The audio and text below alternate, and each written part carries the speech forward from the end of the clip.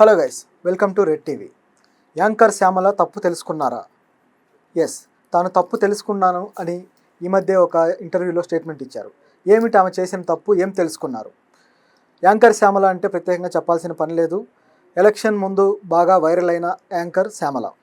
ఆమె వైఎస్ఆర్సీపీకి కార్యకర్త, ఎంతో యాక్టివ్గా వైఎస్ఆర్సీపీ ప్రచారంలో పాల్గొన్న వ్యక్తి. మా జగనన్న అంటూ ఎంతో యాక్టివ్గా ఆ పార్టీ కార్యక్రమాల్లో పాలుపంచుకున్నారు.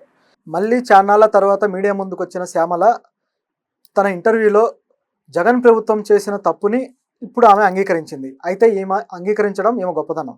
ఈ మాత్రం మెచ్యూరిటీ కూడా వైసీపీ నాయకులకు లేకపోవడం బాధాకరం.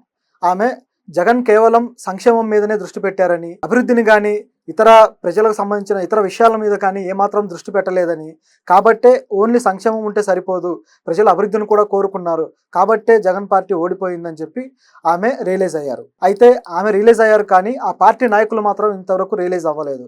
తాము చేసిన సంక్షేమాన్నే ఇంకా నమ్ముతూ ఉన్నారు. సంక్షేమం చేసినా ప్రజలు ఓటేయలేదంటే తప్పేదో ప్రజలదైనట్టు ప్రజల మీదనే ఆ నింద వేస్తున్నారు.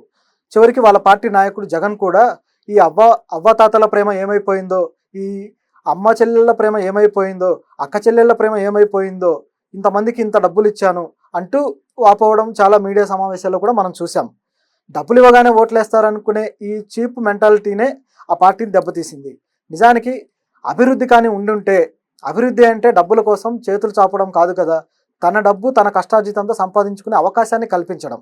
ఇలాంటి అవకాశాన్ని కానీ కల్పించి ఉంటే ఈ అవ్వాతాతల మనవళ్ళు, ఈ అక్క చెల్లెల పిల్లలు, అన్నలు, తమ్ముళ్ళు సరైన ఉపాధి అవకాశాలు పొంది ఉంటే ఖచ్చితంగా ఆ పార్టీకి ప్రయోజనం చేకూరుండేది. కానీ అలా జరగలేదు.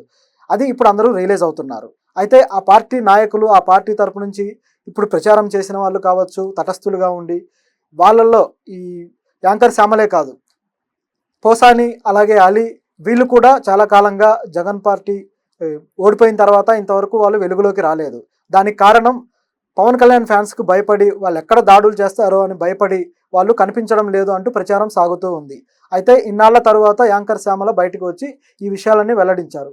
అంతేకాకుండా తనని తొక్కేస్తున్నారా అన్న అనుమానాలు కూడా బయట రైజ్ అవ్వడం, ఆ అనుమానాలకు కూడా ఆమె సమాధానం ఇచ్చారు. ఒక రకంగా తనను తొక్కేస్తున్నారనే ఆమె ఆరోపించడం జరిగింది. ఎందుకంటే చాలా కాలంగా తను చేసే యాంకరింగ్ ప్రోగ్రామ్స్ కానీ, తను ప్రీ రిలీజ్ ఈవెంట్స్ చేస్తూ ఉంటుంది. అలాంటి ప్రోగ్రామ్స్ కానీ ఆమెకు ఏమీ రావట్లేదట. చాలా ఛానళ్ళు కానీ వీళ్ళెవరూ పిలవట్లేదట. ఎందుకు ఇలా జరిగింది అంటే, ఒక వర్గానికి సపోర్ట్ చేస్తే మరో వర్గం ఇలా తొక్కేస్తుందా అనే ప్రశ్న కూడా లేవనెత్తుంది. వైఎస్ జగన్ ఎలాగైతే వై నాట్ 175 అని చెప్పి నినాదం ఇచ్చి ఎలక్షన్లోకి దిగాడో, అదే మాట ఆమె కూడా వల్లే వేశారు. కానీ ఆఫ్టర్ ఎలక్షన్స్ మొత్తం తిరగబడింది. ఇప్పుడు తప్పు తెలుసుకున్నాను అంటున్నారు. ఆమె ఎలక్షన్కి ముందు ఆల్రెడీ తన ఇంటర్వ్యూలలో సింహం తోడేలు అంటూ ఒక కథ చెప్పి ఒక వర్గాన్ని రెచ్చగొట్టారు. అలాగే పవన్ కళ్యాణ్ మీద అనుచిత వ్యాఖ్యలు ఏవేవో చేసి ఆయన ఫ్యాన్స్ ఆగ్రహానికి గురయ్యారు. ఆయన ఫ్యాన్స్ కూడా ఆమెని చంపేస్తామని బెదిరిస్తున్నట్టుగా ఆమె మరొక వీడియోలో కూడా వెల్లడించడం జరిగింది. ఇవన్నీ అయిపోయిన తర్వాత ఆఫ్టర్ ద ఎలక్షన్స్ ఇప్పుడు ఆమె చాలా కాలంగా మీడియాలో కానీ బయట ఎక్కడా కానీ కనిపించడం లేదు. బహుశా ఆమె ఫ్యాన్స్, పవన్ కళ్యాణ్ ఫ్యాన్స్ దెబ్బకి భయపడి ఆమె బయటికి రావట్లేదు అన్న ప్రచారం కూడా జరుగుతూ ఉంది. మరి శ్యామల ఏమయ్యారు, ఇప్పుడు సడన్గా ఎందుకు బయటకు వచ్చారు? బహుశా ఆమె వెలుగులోకి రావడానికి కూడా పవన్ కళ్యాణ్ అభిమానులే కారణమై ఉండాలి. ఎందుకంటే జనసేన పార్టీ ఎలక్షన్లో గెలవగానే పవన్ కళ్యాణ్ ఒక అద్భుతమైన స్పీచ్ ఇచ్చారు.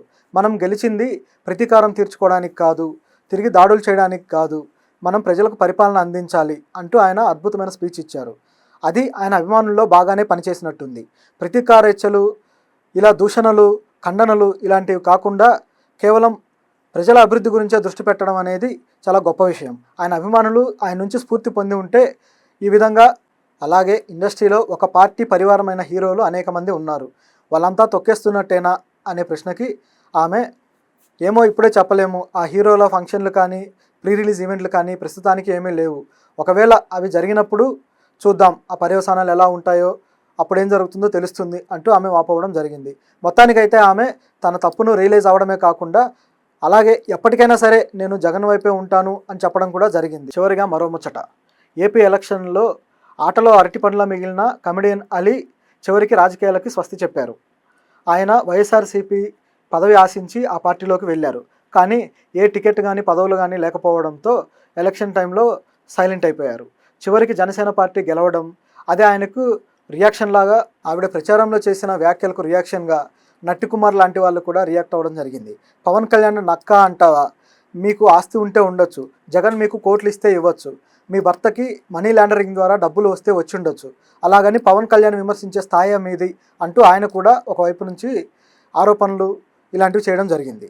పదవులు ఆశించి ఆ పార్టీలోకి వెళ్ళిన అలీకి నిరాశ ఎదురవడంతో ఏం చేయాలో దిక్కుతోచలేదు.